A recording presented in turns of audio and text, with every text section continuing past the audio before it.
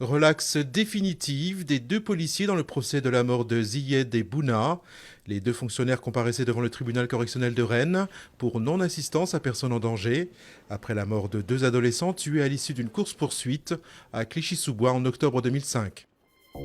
Bagdad fait appel aux milices chiites et tente d'organiser une riposte après la prise de Ramadi par le groupe État islamiste.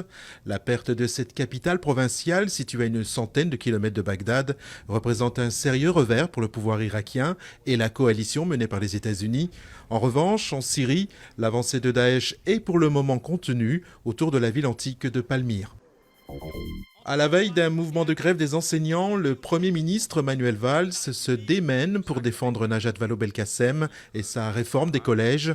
Le chef du gouvernement pointe du doigt notamment l'incapacité du système scolaire actuel à réduire les inégalités. Plusieurs syndicats ont appelé à manifester contre la réforme du collège mardi 19 mai.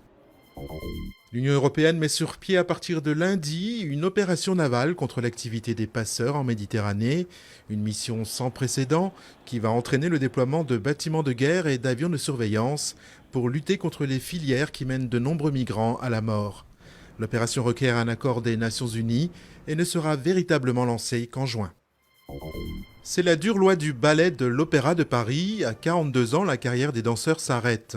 Ce soir, Aurélie Dupont fera ses adieux à la scène du Palais Garnier. La danseuse étoile a choisi le rôle de Manon pour tirer sa révérence. Elle ne quittera pas pour autant la maison où elle a brillé 17 ans durant. Elle y sera désormais maître de ballet.